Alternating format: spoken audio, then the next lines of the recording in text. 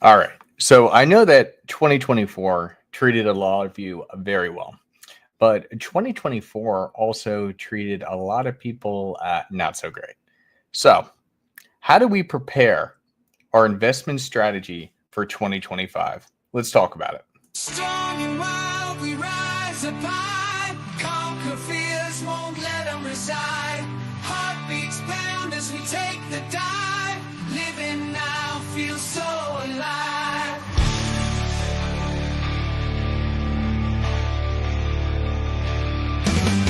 Heart steel veins glowing bright. Fitness gone in the dead of night. Dating game, we got the sight. Crushing finance, career out of sight. Man up now, we own it true. Breaking change, just me and you. Success stories everywhere. Living life beyond compare.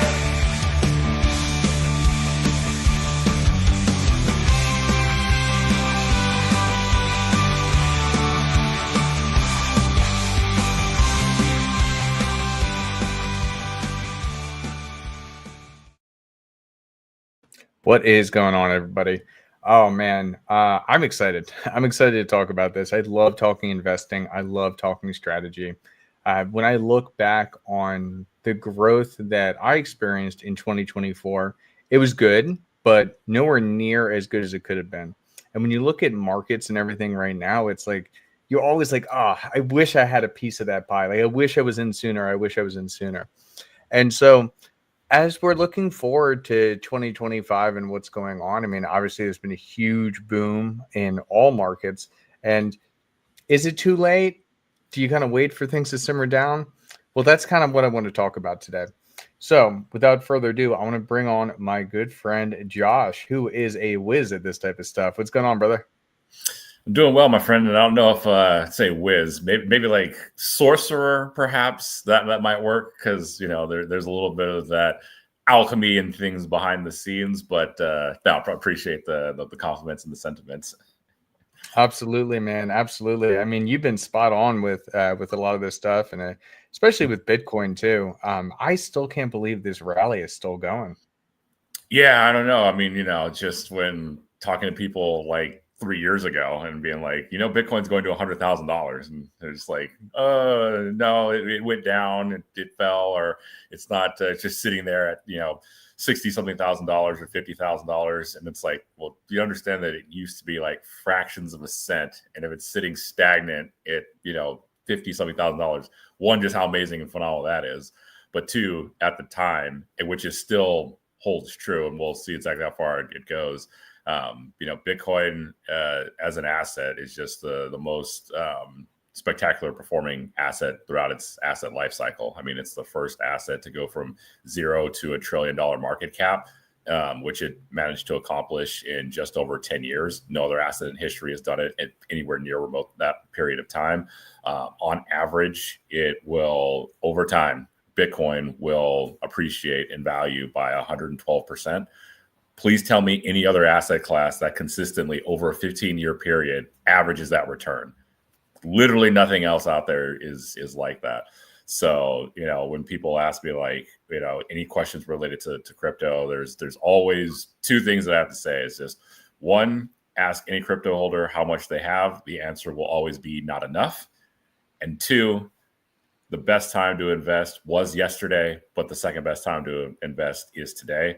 And again, this is, don't think of this as like hashtag, not financial advice, right? I'm not here to like trying to tell you how to spend your money, where to put it, what you feel is going to be the best overall strategy for you. I'm just here to educate and highlight on, hey, here is a class of assets, and here's what's been happening with this class of assets. So should you so choose to decide to participate in this investing in this particular asset class, then these are some things that you should know, but also here are some potential areas of opportunity and potential areas of growth. So again, that way you can make the best absolute decision for you and for your investment strategy and investment style.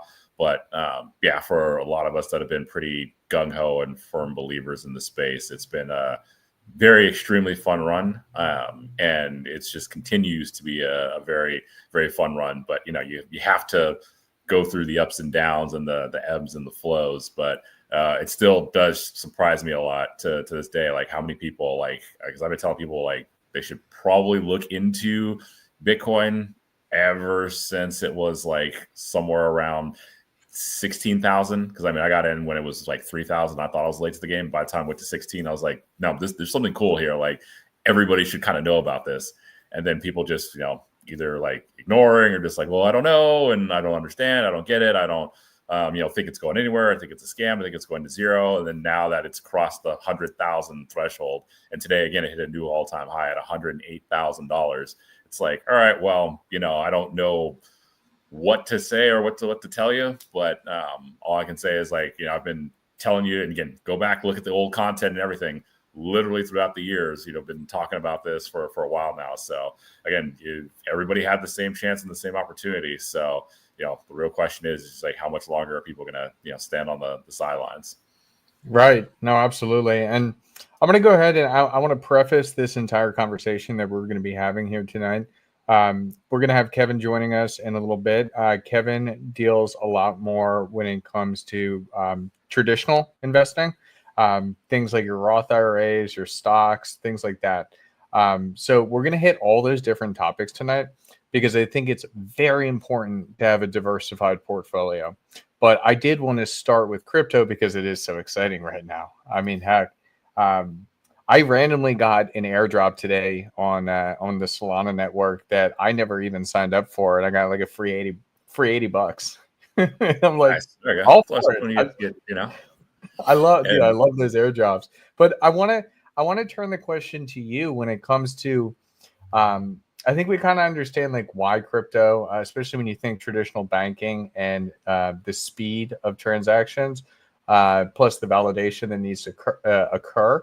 And essentially with crypto, it kind of solves that problem, and it can be dang near immediate. But I want to turn it to you. Why is Bitcoin so valuable? And then also, where do you see it going from here, and why? Well, that's a spectacular question. And I will preface by saying that, those of you that have been paying attention or watching the stream, that I hosted a pretty in-depth webinar about a week ago covering a lot of the areas of opportunity in certain specific plays, but also a lot of things of interest that people aren't necessarily looking at and talking about that pose some good upside potential. So there will be a link. I know on my channel, they will probably put one in here too, where you can get access to that webinar if you would like.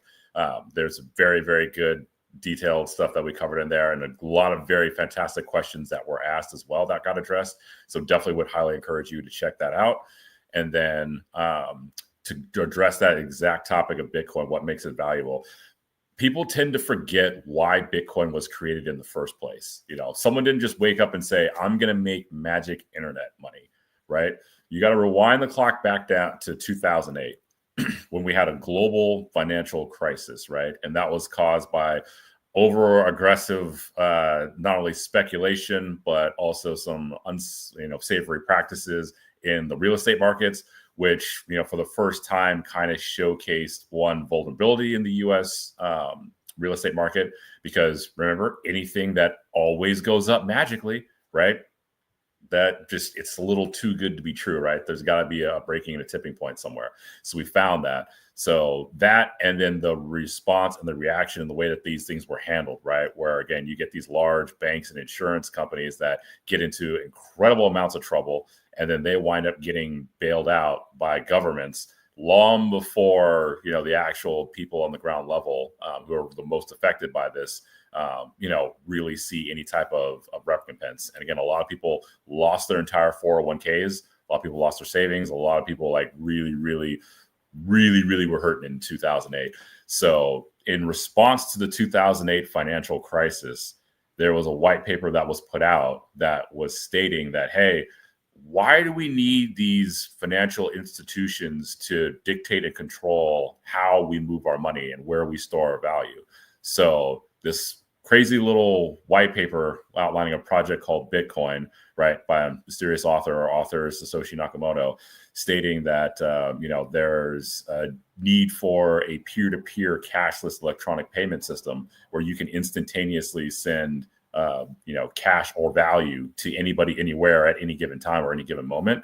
That was sort of the revolutionary founding idea and the foundational idea of why this entire space exists. And so leveraging a technology of, again, which was a radical concept at the time of blockchain, right? Which is a distributed, decentralized ledger. So there's no centralized authority around it.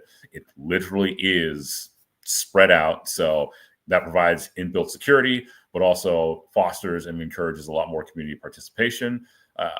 So leveraging that is a huge, huge value add. And then again, the instantaneous and the fact and ability of being able to send that value wherever, as well as being able to programmatically solve the double spend problem, right? So if I say like, hey, I sent you a Bitcoin yesterday, but I'm just going to put on my ledger that, hey, I actually, still have my Bitcoin, right? But all the other nodes on the system have a consensus mechanism that say, no, wait, we're all showing that you sent this, so you don't have it. Yeah, you don't have it. So as far as the ledger is concerned, as far as the proof of record on the blockchain is concerned, everything is been completely legitimized. So understanding that and the purpose behind, again, the reaction to the 2008 financial crisis and stating that, hey, we need an alternative economic system that people can participate in and have a lot more direct control over. That's what makes the crypto markets, super, super interesting enterprise right now, but also what makes Bitcoin in particular an extremely valuable asset and asset class right now is because of that revolutionary stance and approach, as well as what it was created in response to. And the fun thing about Bitcoin is that Bitcoin has been far more accessible of a currency than traditional financial instruments have been as well. Because currently there's an estimated anywhere between 2.1 to 3 million, 2.3 to 3 billion people that are currently underbanked by the traditional financial system that have access to Bitcoin and the ability to participate into the Bitcoin network. So it's a lot faster, it's a lot more accessible, it's a lot more secure, and you also have a lot more direct control over your capital, how you send it, where you store it. So people have kind of latched onto it, and it has become a very significant investment vehicle. And the origin Bitcoin address, right, which is the Satoshi Nakamoto Bitcoin address, that wallet has distributed across about 22,000 different wallets. There is about 1 million Bitcoin that they currently have stored on there. So that would make that individual the 18th richest person in the world. So it's definitely done some very, very interesting things and has some very, very drastic and drastically impressive performance. But understanding again that core reason of why this whole thing was created in the first place. It wasn't just someone woke up and said, hey, I'm playing Dungeons and Dragons and I just want to make internet money to, go buy pizza. It was like, hey, no, we need to rethink how we store value and then how we share and exchange that stored value and how we participate in that, because our central banking and governing authorities have severely let everybody down in this case, and there wasn't a real proper recompense or rectification of that. So something needs to be done so that way people have just an alternative to be able to preserve their value as well as being able to exchange that value. And a great example of that was when all the craziness and insanity was happening in Venezuela, where they had hyperinflation in their currency. And a lot of people, what they actually wound up doing was, instead of just keeping their money in their local government banks because it was inflating like crazy, they were taking that money, they were just cashing it out, and they were just putting it in Bitcoin. So they were holding it Bitcoin so they could retain the value. So while their currency rocketed up and became worth less and less and less rapidly in real time, they could actually save and preserve that value that they had, and they could either keep it in Bitcoin or they could exchange it out for another currency like USD very seamlessly and very easily.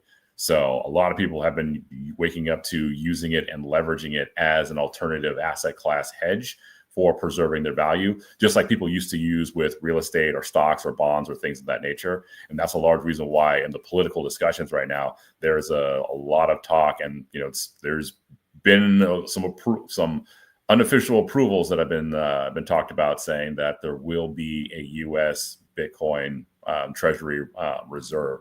So a lot of other corporations are thinking about adding this as well as a way to reserve it. Elon Musk was one of the first ones to do it, where he wound up announcing that he had bought $1 billion worth of Bitcoin. And then, interestingly enough, wound up selling off that amount of Bitcoin when it reached $2 billion.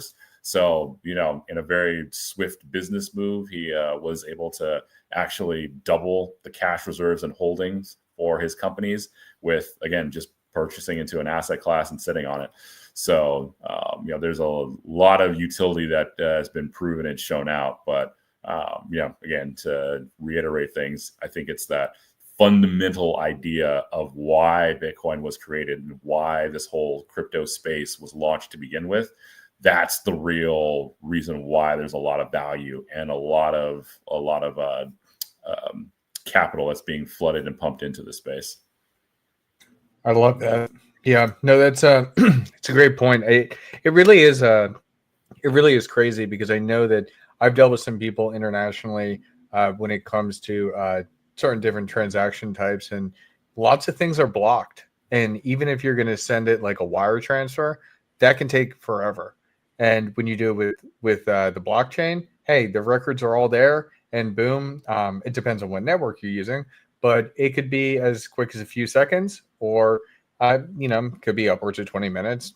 But regardless, you're able to exchange that value without any issue.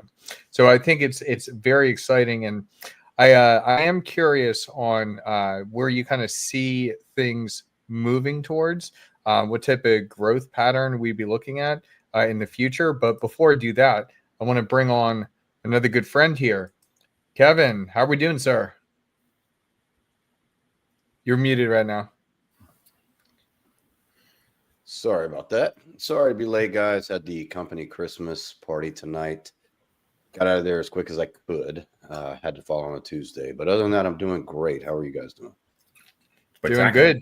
Did you guys do a gift exchange or any type of fun thing at this Christmas party, or was it just a hangout? We got our bonus checks. I didn't exchange mine with anybody else. So other than that, no, they had a great dinner. The owner of the company, he goes all out. For the first 3 Christmas parties I've been with this company for 3 years. He always has done it at his house, and he's had catering, but the company has grown within the 3 years I've been there. So now this time he actually rented out one of the nicest restaurants downtown where the office is, and there was probably 40 people there. They were going to have a nice dinner, but as it got to about 7:30, I had to check out. So I got my envelope and left. So I'm sure they're still having a great time, but it is really it's really a good time. The owner of the company, he really cares about us as the people that work for him, and he really goes all out to make sure we feel special. That's awesome. Yeah, that's what I've experienced in the company that I'm at now. I never experienced a company where they care so much about their employees, and it just leads to such a better work environment. You're happy to do things, you're willing to do things. And I've been in some shitty cultures before. So that's awesome, man. That's awesome. So we're just talking, just to catch you up here. So we're just talking crypto first on some of these different investment strategies. And it really has been amazing. And Josh did a fantastic job basically breaking down why it's so valuable, at least with Bitcoin. And I'm curious, Josh, like what you think this growth pattern is going to look like in 2025, or kind of even past that. And we can go past just Bitcoin. I know that, what is it? Is it El Salvador? Yeah, El Salvador. They're buying 1 Bitcoin every single day because it's the company's currency, essentially. So they're buying 1 every single day, and that's what they're backing their economy on, which I find very interesting. And I know in a lot of other governments are doing certain similar things. So where do we kind of see things going? Is this going to be an extended bull market? Is this going to be a short bull market? Where do you think things are going to go? Well, I'll talk in a more general sense, right? Because I detail that question very specifically in the webinar, which I think you guys definitely should check out. So yeah, definitely check out that link, because I'll give you a lot more specific timetable. But overall, in general, I'd say that right now we're going to be in an interesting time, and I could see this being pretty long cycle, all things considered, just because of all the legislative things that are happening that were kind of first being forged about and talked about back in the 2020, 2021-ish run. And then now where we're at, it's everyone's got their pieces in place. It's kind of like what another good guy that followed a long time, done a couple of streams with All Across Crypto was outlining, and he was outlining this back in, I think, 2021, where he's stating that basically the institutions, they know it's coming and they know it's inevitable, so they will do what they can to slow it down so they can get their infrastructure in place. And then once the infrastructure is in place, it's going to be full pedal to the metal, so that way everything can be pretty much gung-ho. And very recently, there's been a couple articles coming out about how BlackRock's been trying to suppress the price of Bitcoin, keep it down a little bit, so that way they can get their things in place. Because it's interesting that we have a lot more sort of regulation. Because again, we're talking about the cryptocurrency becoming a part of the reserve currency, right? So it's going to be like a backup, like our gold reserves. We're now got digital gold reserves, right? Or Bitcoin reserves.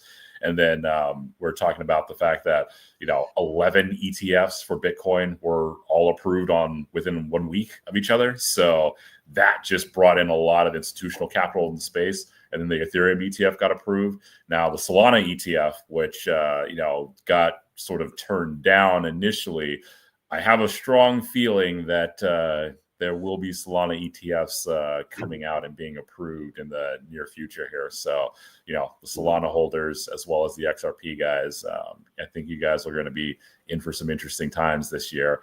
So I think with all the legislative things that are happening outside of just the growth of the ecosystem and the network moves that are happening in general, I would say that for sure is probably what's going to help lengthen this cycle quite a bit as we figure out what that regulatory scene on it looks like.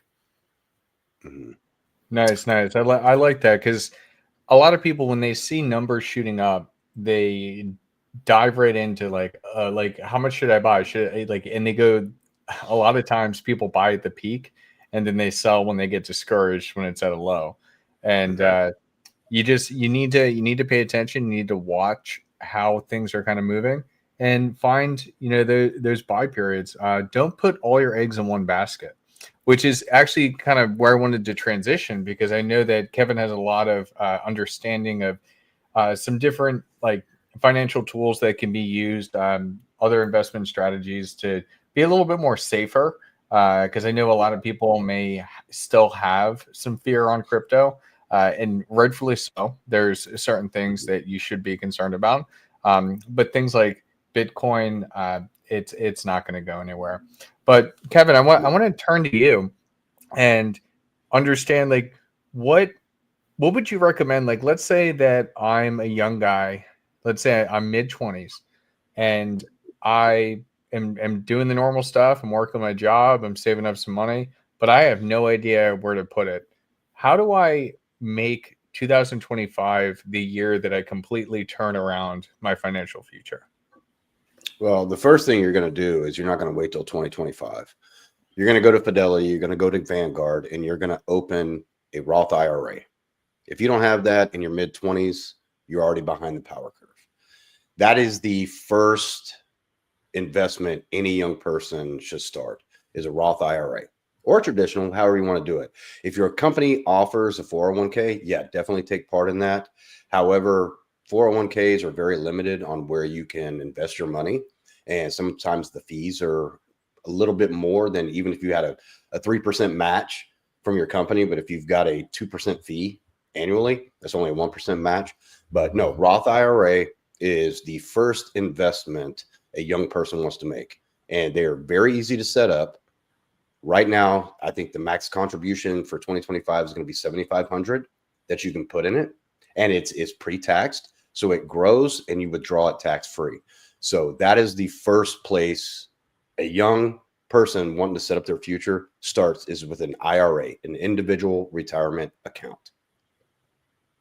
Now, why is that? Can you explain, like, why do you do that? Because you're saying that, but I hear this IRA and I hear IRS. I don't like the IRS. So what does this mean? That's the great thing about a Roth. The Roth option is your money is taxed up front when you put it into it. So basically, do you think taxes are going to be more in the future or going to be less? History has shown that they're going to be more in the future. So you take the tax hit when you initially invested, and it grows and it's withdrawn tax-free. But an IRA is an individual retirement account that I talked about that you can put up to $7,500 a year in of your own money, and you can invest it wherever you want. Mine is currently through Fidelity. I've been with them for over 20 years, and I've got it in 6 different types of mutual funds and ETFs. But you can invest it in mutual funds, individual stocks, Bitcoin ETFs if you want to. There's several different ways to diversify your IRA. If you want to know more, get with me on Instagram. We'll set up a consultation. Can't get onto it. I mean, because I can talk for 3 hours about this stuff, and we're only an hour show, guys. But an IRA is where you start investing, an individual retirement account. After you get that set up, then we can talk more about brokerage, where it's not you don't have to wait till you retire, but it's another investment account that you have where you can buy and sell different securities throughout the time you own it. But IRA is where you always start. And after that, check with your company, see who their 401k is, start contributing to that. The more accounts you have, the more streams of income you will have as you get older. Makes sense. Makes sense. Yeah. I was talking to you guys about that recently. I found some old portfolios that I forgot even existed. So I was able to pull a lot of extra money. It's crazy. And even with like my current one, because I screwed up. I'll be honest. I screwed up for the majority of my life of not, I guess minorly investing into that, but it really is phenomenal when you just have it set up where, that percent match. And for me, it's only, I guess it's only like an extra $200 out of my paycheck every 2 weeks, which is like negligible. You don't even like realize it. And then when I looked at it after even just a brief period of time, heck, the thing had grown to $10,000 already. And I'm like, whoa, this is crazy. And so one thing that I would give advice on is, as you continue to level up in life, as you continue to grow and continue to sharpen your skills, you are going to get promotions. You are going to get paid more. When you get paid more, I would go ahead and increase your contribution so that you're still getting the same paycheck every 2 weeks. It's a psychological trick where now you're putting more money away. You're getting paid the same. Nothing has changed, but your retirement account is just growing. I like it. It really is crazy how quickly these things appreciate, especially when you are in those appropriate mutual funds. Because it's like it averages around like 7% growth, right, Kev? Yeah, that's a conservative growth is 7%. But like you were just saying, Alex, the sooner you start, $10,000 in 7%, just 10,000. You put 10,000 in it and you stop. In 10 years, that's $19,000. Well, actually closer to $20,000. After 20 years, it's $38,000. After 30 years, it's $75,000. So that's why it's so important to start early. Because that 10,000 that you put and you left alone and it gained that 7% with dividends and capital gains over 30 years can be $76,000. That, and 10,000 to a lot of people seems like a lot of money. And yeah, it is. It's not chump change, but you see how it grows. Mm-hmm. And investing is a marathon. It's not a sprint. There are some people that talk about, I got in, got out, I made $2 million. That's great. That's 1% of day traders that actually are successful. But if you start early and you contribute consistently and diligently, and like you said, if you get a 3% raise, up your contributions 2.5% to your 401k. So that way you still get a little bit bump, but you still live within the same means. And you would be amazed at how fast that grows. Yeah, it starts out slow, $600 a month, $700 a month. But then after 3 years, like you said, you look at it and you're like, holy shit, I got $28,000 sitting there. Yeah. And it's amazing.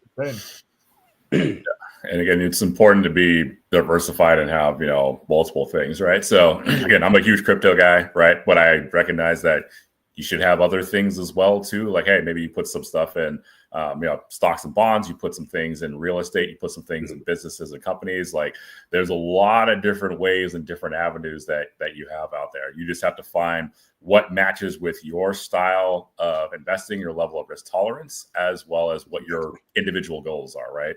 So, for some of you that are going to be a little bit more on the degenerate side, right, you're probably thinking like, well, maybe I should look into meme coins, right? Which, those can be crazy. But interestingly enough, the statistics on meme coins came out and they just did an article on it where it turns out in 2024, the average rate of return on a meme coin has been 13,000%.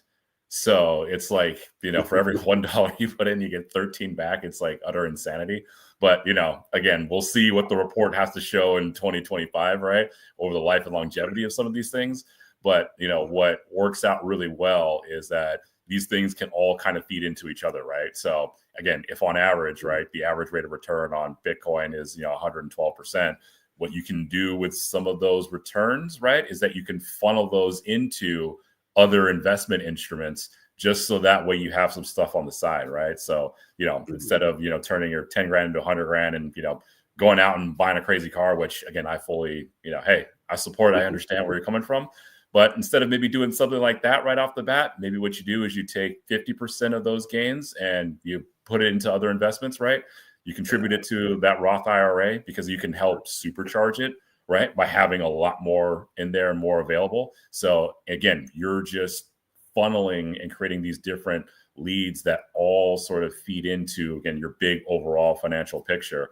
But you have a lot of different avenues to help feed each other. So that way, instead of just like, well, now I'm just taking the extra 2% from my checking here. It's like, hey, I'm taking 2% from my check and I'm putting it here, but I'm also taking, 20% of my gains I'm getting on this other investment and I'm putting it over here, which everybody that's at the top and is doing very well, they have a bunch of different investments that aren't interconnected, but they do often leverage the ability of when they get gains or returns on one investment. Yeah, they do take some out and party and celebrate and have life and have fun, because you absolutely should. But they also do take some of that and start putting it into other investments and other avenues to really help their money continue to grow. Yeah. And that's a great point, Josh, because, we talk about retirement a lot. But investing for retirement, 65, some of us might not even make it to that. So it is also important to have a brokerage account where you're putting X amount of dollars in, watching that compound, watching it grow. When one hits big, like you said, take the profits, put it into somewhere else. You can always reinvest your dividends and your capital gains right back into that security. So yeah, retirement is great, but if you want to invest on the side, a brokerage account is a great idea for anybody to have. And you don't have to put thousands of dollars in it a year. Put $50 a month, and then put it into some good growth stock mutual funds, diversify. And that leads me to what I wanted to talk about before. We started with crypto. Crypto is here to stay. 10 years ago, when I heard about it, I did not believe in it. I own crypto now. Now I know it's here to stay. Meme coins, I'm not even going to talk to anybody about that. But the big ones, the ones that are actually growing and have been around for a while, I would definitely recommend those to diversify your brokerage account. Have a little bit of crypto, have a little bit of stocks, have a little bit of bonds, have a little bit of ETFs, have some real estate, tangible assets. You don't have to own houses to invest in real estate. Believe it or not, there's things called REITs, real estate investment trusts. It's basically like a mutual fund that you can invest in real estate with a conglomerate of people that buy and sell real estate, but you don't have to deal with that. So there's several different ways that you can diversify your portfolio without having to go all in, if that makes sense. A lot of people don't understand that, and the fact that lose money. Yes, you lose money if you sell a security when it's cheaper than what you bought it for. However, if you ride it out, You haven't lost anything. You're just down. A lot of people don't understand that. That's why people get scared about investing. But you don't have to be scared. You just have to be a little bit more astute than the average person that has not been taught about investing. Investing is the best way to build wealth. Putting your money in the bank at 0.03% interest, you're never going to make anything. But if you put it in something that can make 7% a year, even if it makes 4% one year, but makes 12% another year, it makes up for itself. But yeah, and that's still at the very least, you're still beating, for the most part, inflation. Yeah, well, except for last year, where they just redid the numbers on that. Year. Inflation index was like 13.5%. Like, no, inflation's only like 6%, and everyone's like, "Are you sure about that?" And they redid them, and it's like, "Oh, it's 13.5." Okay, yeah, that sounds about right. Which again, that's the point, though, is that if you just leave your money sitting there, right? Money is like people. If it just sits there and doesn't work, it gets left behind relatively quickly. Because again, every day that your money is just there sitting in the bank, it's slowly dwindling away and losing some of that purchasing power, right? So, if you rewind the clock back to 1970, right, $20 of USD could pay for about $140 of current USD, right? So just think about that, right? In that time span from 1970 to right now, right, $20 was the same equivalent as $140 of like what we have currently today. And if someone wants to correct that math on there, please feel free to do so, but pretty sure it's somewhere around there. No, I think you're pretty accurate on that.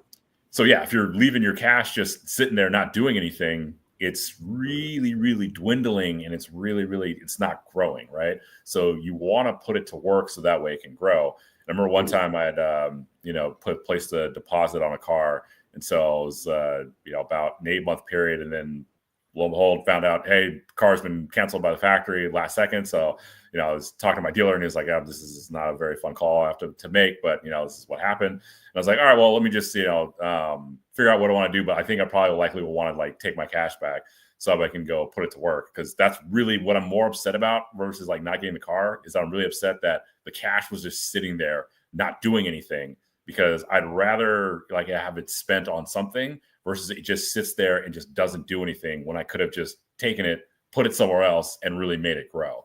So, you really, really want to think about, all right, what are the best ways and the best avenues that I can then make my money grow? And again, just even slow, steady growth, right? At like little wins, right? That's as long as you get more than you're starting with, then you're winning. And then, in investments, I hate to tell you guys, but you're going to find some that aren't going to pan out, right? You're going to lose a little bit of money somewhere, right?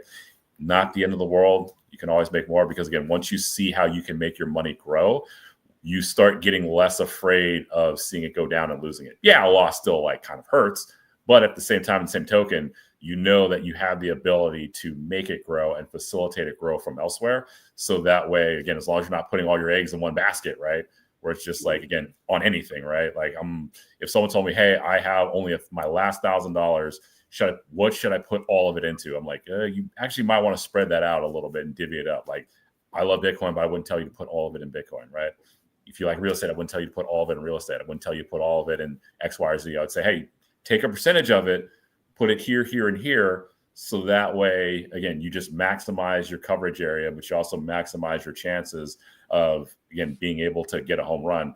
And what's fun is that if you really do your homework, work with a good team, and sometimes you get really lucky, you get multiple home runs off of that. And then suddenly you really, really feel like you're having a very, very, very great day. So, diversification is definitely key. But again, you have to start somewhere, and you have to put it to work. So that way you can, again, learn those investment lessons for yourself, rather than, just sit there on the sidelines and then just wonder how, oh, well, someone put their money in this and it went up and did really well. And now you're just sitting like feeling there like you missed out. So, figure out a direction or trajectory to start putting it to work.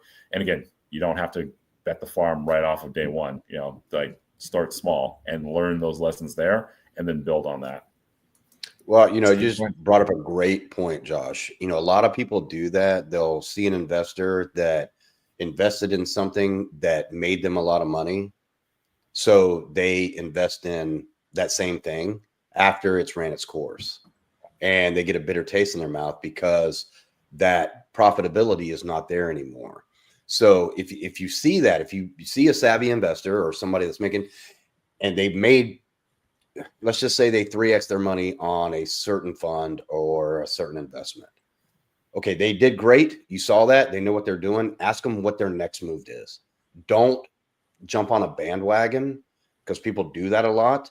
And with common pump and dumps and the way the market works, if somebody's already really made a lot of money and profited a lot but cashed out, that fund is dead. That security is dead. Ask what their next move is and try to get in on that when they want to start. You know, that's where a lot of people, especially amateur, novice, beginner investors, that's what they try to do. They read an article of where this fund or this type of security made a lot of people a lot of money 3 years ago. So they jump into that.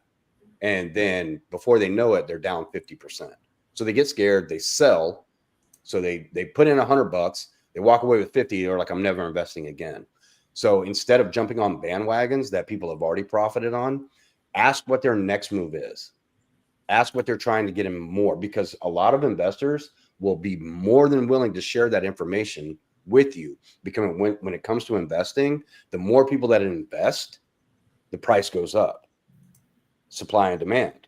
But once it goes up and everybody sells out, the price goes down. And when people try to get in at that point, that's when they lose their ass. And that's where they get a bad taste in their mouth. And then they're like, okay, well, I'll just put my money in the bank where it does nothing for me. So that's a big way to judge your risk tolerance, and then also get a good taste in your mouth about investing by being patient and waiting for the next big move to come up. Because right now, Josh, I don't know if you would disagree with me. Right now is not the time to get into Bitcoin, especially if you don't have anything in it. It's at the top of the mark. You never buy when things are at record highs. I would love to see a dip for it to go back to about 35, 40,000 when I got into it, which was probably one of the smartest crypto moves I've ever made. But right now, I would not say just watch Bitcoin and watch some of the other big ones like Solana, like XRP. XRP is not very expensive right now, but it does get a lot. It's gaining a lot of traction. Bitcoin right now, wait for a dip, and then look at some other ones like Solana, Ethereum. Ethereum's like $4,000 right now, which is, compared to Bitcoin, is very low priced. I don't know if Ethereum will go where Bitcoin is at, but right now, if I was coaching someone, change my mind if you want to, Josh, I would not say get into Bitcoin right now because it's at record highs. I would say that's a very good point that you outlined around, the time to pack your bags on the airplane is when it's sitting there in the airport, right? It's at the terminal. Yes. Board, you can pack your bags. The time is not when it's on its takeoff ascent and you're running down after it on the runway. Then you're too late. That's the easiest way to get wrecked, right? Mm-hmm. So, pack your bags while things are stationary before they take off, right? So the ideal time, right? Like I tell people, they're like, oh, Bitcoin just hit a new all-time high. Should I buy it? It's like, you should have been buying it like the last 3 years I was telling you about it. And even the last 6 years when I was telling you about it, even roll my back to like the last 9 years, I was like rallying and telling you about it, right? But with Bitcoin, it's a little bit interesting. Like, yes, ideally now is not the right time to buy, but the question is, it depends, right? So, which this exact scenario was brought up to me by a friend of mine who was really interested in Bitcoin, and it just hit an all-time high of like 60,000. And he's like, oh, should I get into Bitcoin? And I said, well, here's the question. Do you believe Bitcoin will crack 100,000? If the answer is yes, then yes, you can buy into it, but you're going to have to wait. If the answer is no, don't buy into it, wait for it to fall back down, and then pick it up.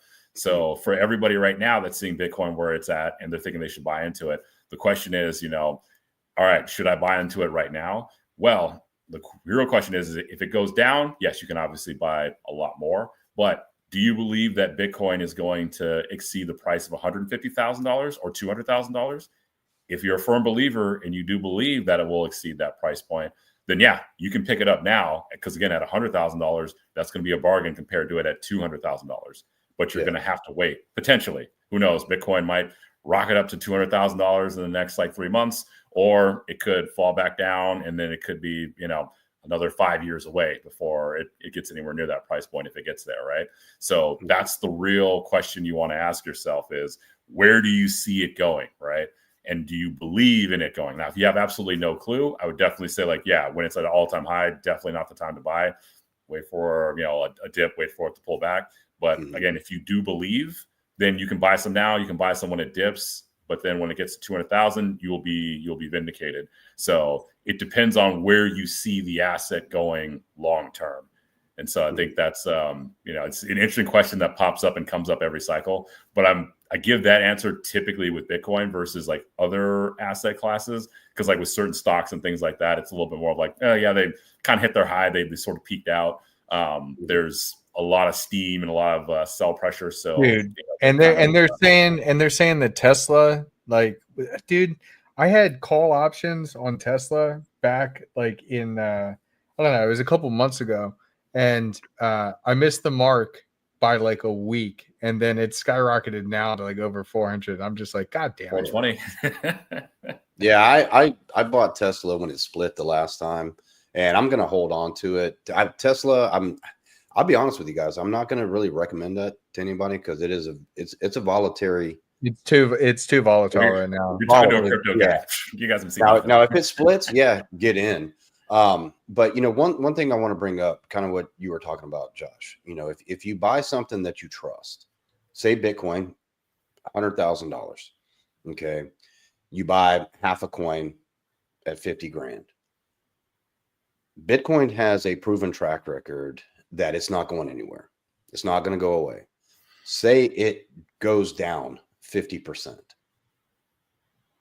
Do you get scared and do you sell and cut your losses? Or do you look at it like this? I know this is going to go back up. It's down 50%. I am down 50% from what I bought, but it's on sale right now. Should I buy more? And my recommendation, and this is not just Bitcoin, not just crypto, this is any other security out there. Look at it like it's on sale. Yeah, buy all you can because you think it's going to go back up. That's why, the recession that we had in 2007, 2008, a lot of people say they lost everything, which is bullshit because markets only went down 50%. So if you had $100,000 and it went down 50%, you had 50 grand. You didn't lose everything. But if you sold when everything was down, yeah, you only had $50,000 as opposed to the $100,000 you initially invested. However, if you looked at it like, okay, this is going to come back because the U.S. stock market has recessed several times throughout the history.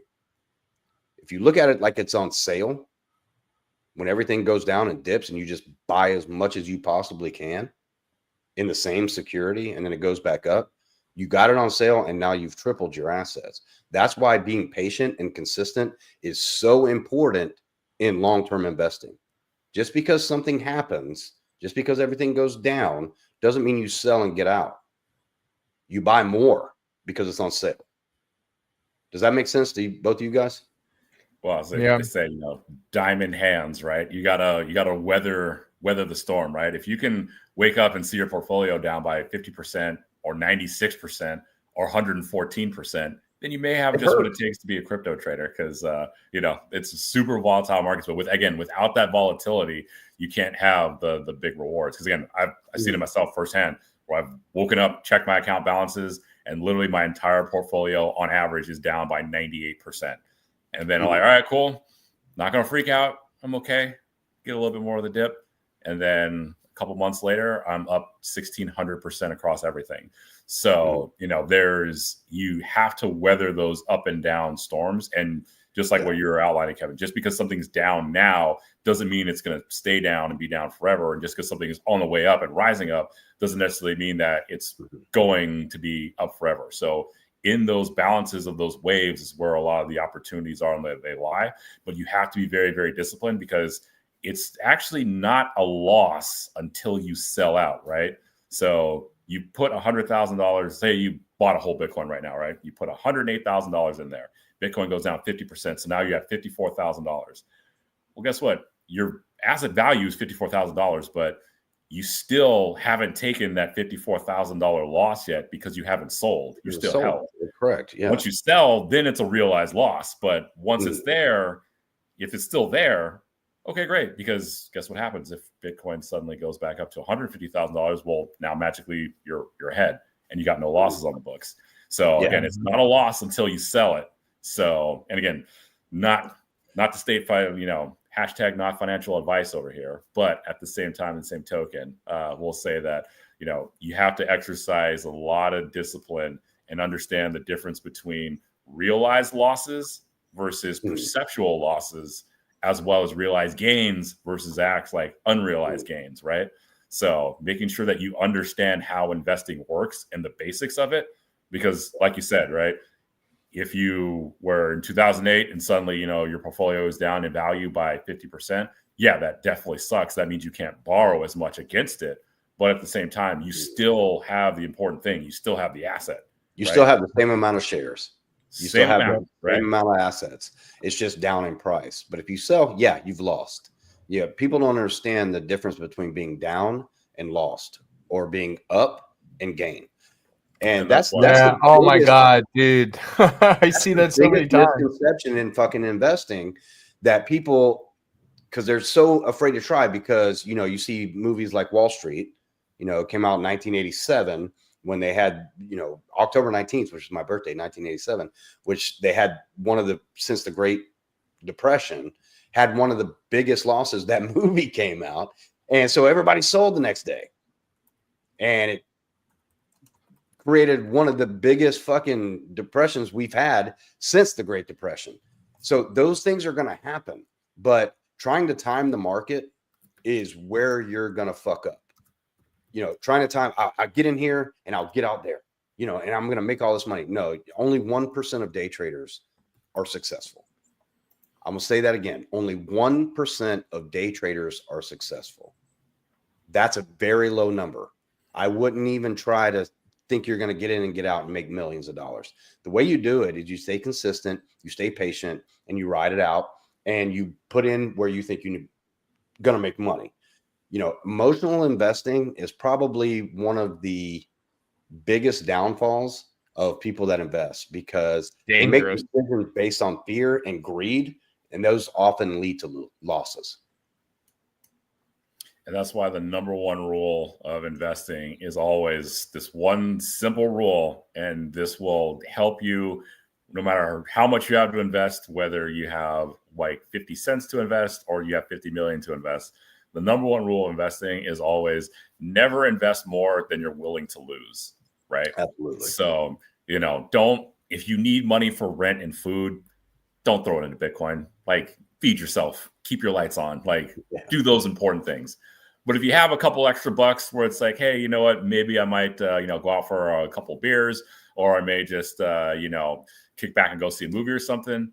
All right. Yeah. If you have that disposable income that you are willing to lose, yeah, throw it in there. Right. Don't throw like your essentials right into something that is, again, investment, because again, that's what leads you to being emotionally tied. If it's, again, money that you can afford to lose, then one, psychologically, I put my money here. All right, cool. It's spent. It doesn't exist. Now, all of a sudden, if it goes up, spectacular. I can pull out some much needed cash. I can do some crazy stuff with it. I can reinvest it over here. If it goes down and you lose it all, guess what? That money was already out the door and spent anyways, and I just spent it on a learning experience. But the number one fundamental rule of investing is always never invest more than you're willing to lose. If you keep that in the back of your head, then that will serve you very, very well, no matter how many gains or how many losses you take over the cycle of your investing career. That is phenomenal. I got one question for you guys as we wrap up here, but Josh, I have to say, and I'll be completely honest with everybody here, audience, you guys, yeah, I've not followed that rule before, and it has screwed me, because what you just said there, Josh, was really interesting, because when you are putting in money that you are okay to lose, there is no emotional attachment. For those who are getting newer into investing, that's that is, it's so true. You hear it every single time. It's like, don't invest more than you're willing to lose. It's the same thing as like going to gamble at the casino. It's like, never spend more than you're willing to lose. You're paying for an experience. I mean, yes, this is different because it is investing, but it's the same mindset. And if you can have that emotional detachment, then you won't go into those crazed frenzies at times where you have to, oh shit, like I put all my money into this. Now I have to pull it out. Now I have to pay gas fees. Now I have to pay these extra Coinbase fees to off ramp it. And then I have to pay for the immediate transfer. And now that money that I put in is costing me another $50, $100 just to get to myself, maybe even $200 just to get to myself. And all I've done is just waste that away. And now I don't have enough for rent. Like, trust me, I've seen it. There's been times where certain things have happened to me like that, not to that extent, but you guys understand what I'm saying, where it's just like, holy crap, I did not realize that I was just going to lose money, even if it was like a small gain. I'm still losing money because I need the money immediately. So pay attention to that. But I want to turn this question to you guys because I think that this would be very important for people to understand. I know for myself, I have toned down certain investing things. I guess riskier investments. It's right now for me, it's like purely safe. I'm moving much more towards setting up for a family. So I need to start conserving that cash. And if somebody is getting into investing, they want to go ahead and max out that Roth IRA. They want to max out all those different avenues that they have. They want to max out some of their stable ETFs. Well, they may be spending, really investing, but spending more of their paycheck than they were used to. And it's hard to tell somebody that you have to buckle down and you can't do as much with your life as you may have done before.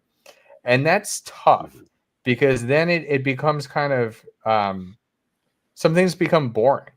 So how does somebody who's really trying to buckle down, and like maybe you're a young guy in your 20s and you're like, you know what, I'm gonna take a year or two. I'm really gonna buckle down, and I want that financial success.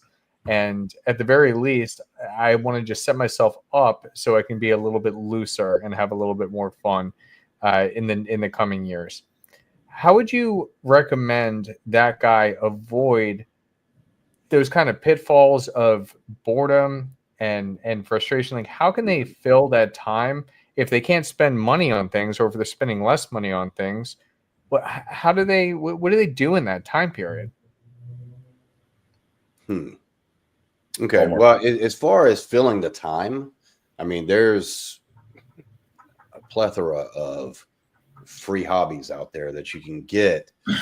But for what you first alluded on, like telling someone, okay, you're going to have to draw back your living expenses. I work with clients all the time. And the first thing we do is go over a budget. And I critique that budget and see all these frivolous spending that they're doing on bullshit. Have a paid off car, but they keep full coverage. That can save them $100 a month.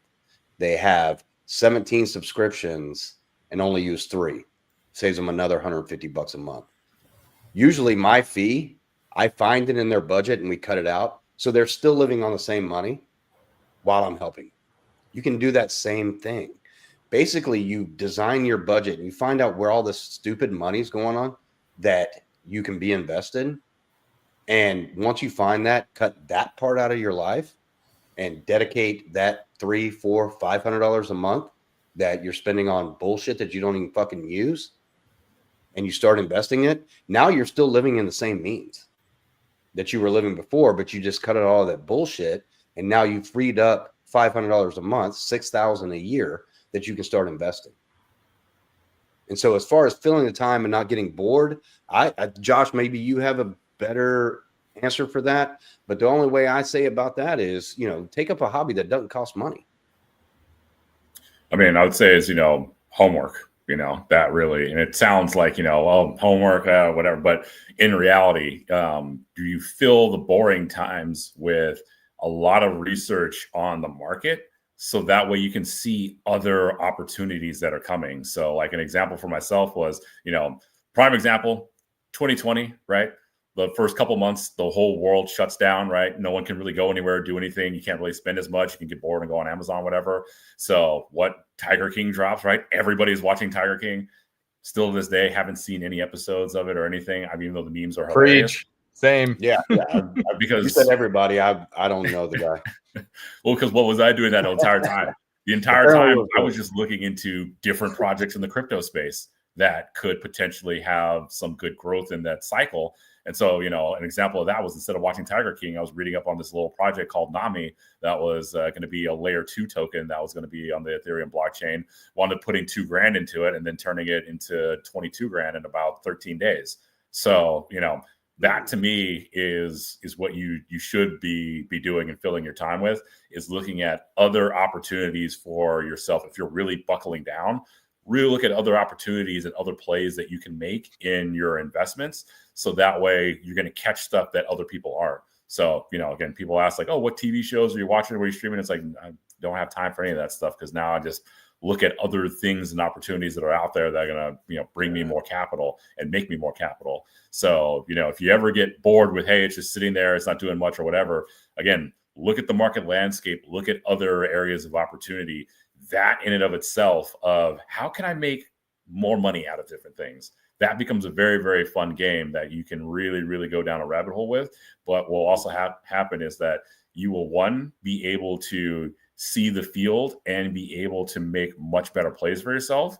But two, you now have developed a knowledge product for yourself that you can then in turn sell. Because before, a lot of people used to ask me a bunch of questions around cryptocurrency, and I got so tired of answering the same questions that one day I just said, hey, you know what, guys, pay me for an hour of my time, and I'll tell you I'll answer all your questions you want to know for cryptocurrency.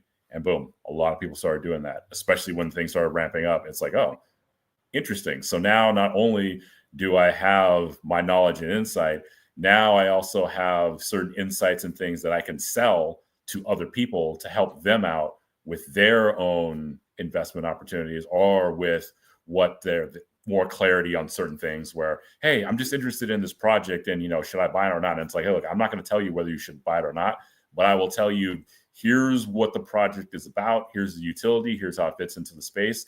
Here are the potential market forces that could impact it negatively or could impact it positively. But, ultimately the decisions is up to you. But being able to have that very, very hands-on insight and be able to go into depth about those types of things is a really strong value add in helping other people, again, shortcut their homework and their research and their time frame. Because again, you've done a lot of that stuff. So on top of the fact that you have an income stream that's coming in from these investment opportunities that you're seeing, you now have a knowledge product that you can then go out and leverage in order to add that as an additional income stream. Because again, now people are seeing you as like, hey, you're kind of know a few things about this. Do you mind just walking me through a couple things? Sure. Give me, however much for an hour of my time, I'll walk you through whatever it is that you want. So to me, the key word is homework. Yeah. Yeah. Investing in yourself. That should be the first thing for any man, woman, or whatever. Invest in yourself, invest in your own knowledge, because that's about the only thing that they can't take away from you. So yeah, I like that. That's a better way to sum it up than I did. Yeah, invest in yourself. Find something that you're interested in when it comes to investing. If you don't like stocks, bonds, ETF, I mean, if that's boring to you, find other investments out there and learn about it, and then be able to teach others. Yeah, no, guys, those are great points. The only other thing I would add to it is, as you guys know, somebody has developed a bit of an addiction as of late. I don't know if you guys know what that addiction is, but it's Lego. So, like, for example, here, the Magic Castle, that I bought straight from Lego. And actually, let me see if I can. I don't think I've ever turned it on before. I don't know if you guys can really see that, but I've got the fireworks are lit up, and they change colors, and I've got some other lights there, but the other lights kind of diminish that. But one of the things that I did, and that's one of the things that I would encourage people to do, because right now I am in hardcore like budget not spending mode. So I could keep buying more Legos or I could go ahead and create custom stuff myself. And so what I'm working on here right now, and this has been taking a while to kind of figure out exactly how I want to play it, but with this, like I'm teaching myself how to do these modular buildings like correctly. And so with this, it's actually a garage. If I can put the car in correctly, I don't even know if I'm doing it the right way. So this fits right into here. I've got, whoop, I've got this set up. Okay, I'm going to cause problems. So I've got this set up right here. And then I can build on top of it, which is what I'm doing with these additional little segments. And I'm creating these own little art projects for myself, and it keeps me busy. And I will build something, I'll break it down afterwards, and then I'll try again until I get it perfect. And I'm starting to really get the shape and design perfect. Like as you can see there with the stairs, like it's a fun little design as it goes up. And just creating these types of little things, something that I'm passionate about, something that I enjoy. So if you have to buckle down, it doesn't mean like, you know, I kind of attributed it back to when I was a kid. When you were a kid, you couldn't just get whatever you wanted. Like you would get presents or gifts or whatever, like a few times a year. And Christmas was the greatest thing in the world. Then when you become an adult, and you get expendable income, it's like, holy crap, like I can get whatever I want. And then you rack up credit card debt. And then you may even go the route of taking out loans for certain crap. And you just live beyond your means. Well, take your mind back to where you were as a child. As a child, like I think about this. I don't know why this popped in my head. Maybe it's because I just built a Lord of the Rings thing, but when I was, gosh, I don't know how old I was. Maybe I was like 12. I whittled a long willow stick. And then I spray painted a tennis ball black, cut it open and put it on top. And it became my magic staff that I would bring to the Renaissance Fair. And the time it took me to whittle that into exactly how it looks, it's actually still in my car. I still have it. That thing holds up like nothing else. And you can like do it like this and it throws the black orb at somebody. I don't know. I was weird. I'm a weird guy. Whatever. But finding those little things that bring you joy and then focusing on them and understanding that like, okay, I can't buy anything else, but what can I do with what I have? What can I do with what I have to entertain myself? Because as a kid, you had to work with what you had. I had fun whittling a stick. I had fun finding I feel like a dog. I had fun finding a stick out in nature and then playing with it. Right? Like, doesn't it sound silly compared to like some of the things that we're able to do today as adults? But at the same time, we need to reclaim that sometimes. Reclaim that fun that you have in the simplest things in life. Everything is not going to be the next flashiest best thing that exists. Understand that. Patience is a virtue. They say that for a reason. Because truly, with patience and focus, anything is possible. It's sometimes you just have to buckle down. So that's my 2 cents on that aspect of it. Because, dude, I spent like 2 hours just like playing around with this thing today, trying to get all these angles right. And like I love how it's set up where the car can go in. But then the staircase is still recessed so that when you put everything together, because I've got like 5 of these right now. And so when you stack them all together, it creates like a police tower. Because that's what's in here is like that police station or the reception desk. And I'm going to be putting a staircase up on this too. Those types of things. Yeah. It's just fun. And it's just time just goes. That's yeah. Well, it's just very interesting that you mentioned Lego because again, if you are looking at alternative asset classes, Lego is actually one of the fastest asset classes right now that's growing for alternative investments because the average Lego set appreciates by 12% every year, which has actually a faster appreciation rate than gold.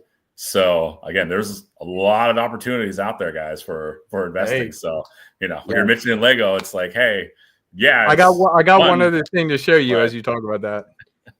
And Lego stock pays a dividend.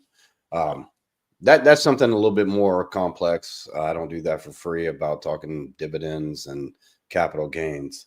But while Alex is doing that, the final thought that I have long term is what you want to think. Investing, just like everything, getting in shape, anything you really want to do, you look at it as a marathon, not a sprint. There's some things you want to do as a sprint, but investing, getting in shape, staying healthy, that's a marathon.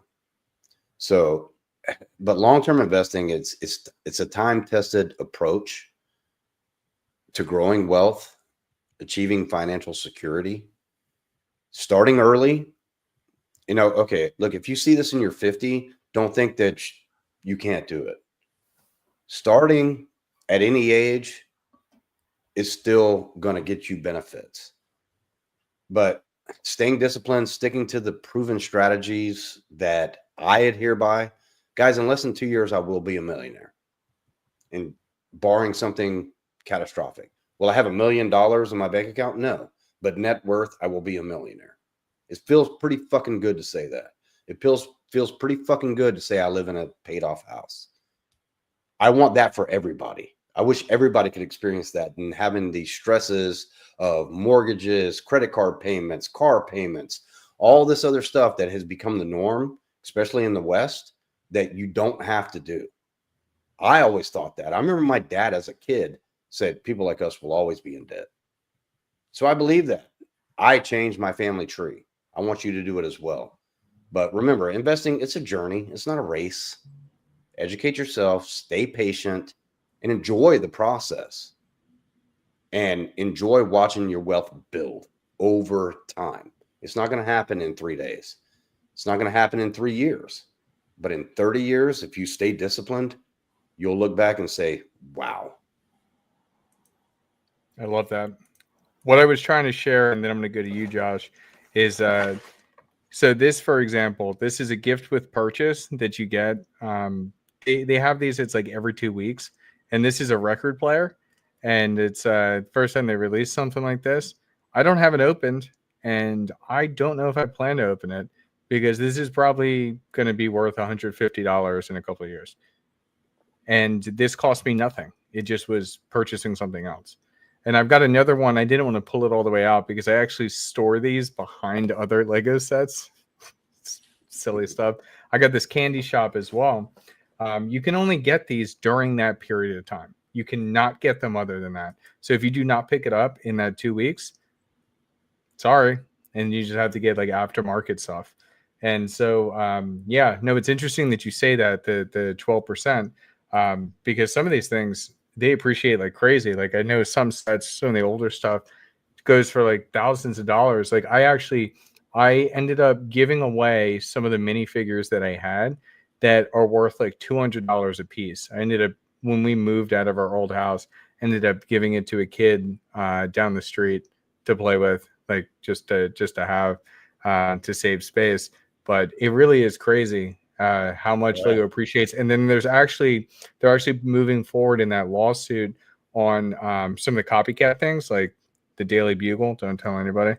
But they're moving forward in the lawsuit, which is going to block this type of stuff from being sold from these like other things like Temu and things like that. The other what they call Lepin. So it could be interesting. Like I could see Lego becoming something that appreciates 20% per year in the future. So lean into what you love, and then you'll find your path. Yeah, I mean, my final thought is that when it comes to investing, you definitely need to have some discipline to it. But the biggest thing that's really important, especially for 2025, is just understanding the sheer level of accessibility that everyone has. Like, if you rewind the clock back like 15 years ago, even 10 years ago, 20 years ago, 30 years ago, your pathways and avenues to a lot of investing were really, really restricted. Whether you had to go through a broker because you could only really like kind of go into go look more at the stocks and bonds route, or you kind of had to go into real estate. And again, that barrier to entry was steadily rising and more and more and more. So now you just have far more investment opportunities with far more asset classes and asset types, and there's a lot of non-traditional assets out there. Cryptocurrency being the most public example of that, but it's not the only one. So, keep your ear to the ground, keep your eyes sharp, and you'll see a lot of different opportunities that are out there and that are available to you.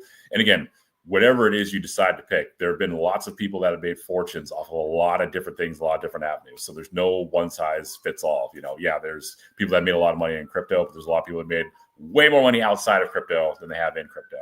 So again, just pay attention to all the different opportunities that you have that are available to you, and you'll find something that's out there that suits you, and you can begin your journey or continue your journey if you're already knee deep in it. But if any of you ever want to know more about anything specific, please, as always, feel free to reach out to any one of us on our various areas of expertise. We're more than happy to talk and chat with you and help you out on your investment journey. Because again, we're the end result of a lot of people giving us very good sound advice and pointing us in the right direction as we invest in ourselves. So we always like to pay that back forward. So please, by all means, feel free to reach out. Yeah, I've got to compliment that statement you made. It's easier now than it's ever been. There's no such thing as firm minimums.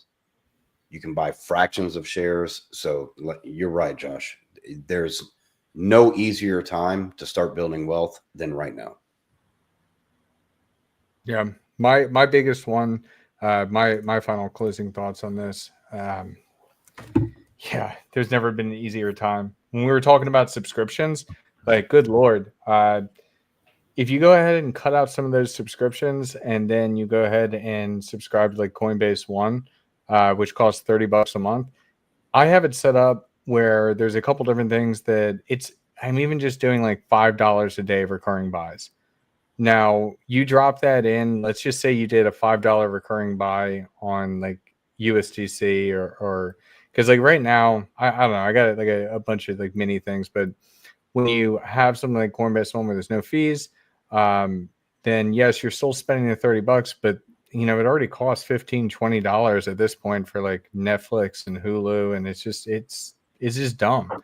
But there you're at least getting a return, and that guaranteed return. They bumped it down with USDC to like 4 point something percent, around 5. They bumped up Solana to like 7.7 something.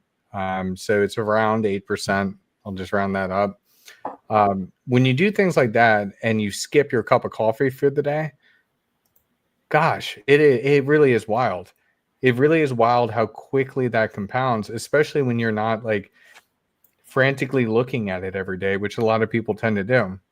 So that's really my recommendation for everybody is it doesn't matter how much you can put in to any type of investment, but start somewhere and start doing it. Because really, that is the best way you're going to be able to grow your wealth. And $5 is better than no dollars. And that $5 compounds. You times $5 by 365 days in a year. You're at what? It'd be 5 days, 120. So that would be $1,620 around. So that's like $1,600 that you're putting into an investment account that you can go ahead and pull from at any point in time, or that investment account could grow depending on what you end up putting things in. And that's at $5 a day. $5 a day, and you've got an extra $2,000. Well, I'm rounding up again. Let's just say an extra $1,500 you got sitting around. That's a game changer. And then depending on the amount of income that you earn, multiply that out. You could do $10, $15, $25 a day. Boom. Like you've got this entire reserve that could also explode depending on what happens with the market. So it's okay to start slow. It's okay to start small. Don't think that this is all about big wigs having money. One of the biggest misconceptions that I see that people have is that it's always like the rich get richer. They got a handout from daddy. Yeah, they started with more capital, but then they did it right. That's the difference. They started with more capital, but they did it right. You can also do it right, and you can also succeed. Just because they started with more initial capital does not mean you can't succeed. It's a defeatist mindset to think of it that way. Warren Buffett started with $10,000 in the 70s. So, I mean, that's he didn't. He didn't do that well, though, right? I think the last time he's worth 180 billion. Thanks, Josh. So, Yeah, Josh, we got to jump here. Yeah. It's time to roll. Hey guys, thanks for watching. Remember, always like, comment, subscribe. If you've got anything that you want us to talk about, leave it in the comments. We'll definitely see it and we'll get to it. But we're gonna get back to men's issues. I'm gonna say it right now here on live. 4B movement. I want to talk about it next week. We're not getting out of this time. All right, I am all for it. And guys, look forward to an announcement. We're going to be opening up the community once more at the start of the new year. And alongside that, we're going to be having a very special guest on for a very interesting interview. He is a business coach that has, dude, he took one of my friends who was making, I don't know, maybe like less than $1,000 a month, to getting him $20,000 in 1 month in a very short amount of time.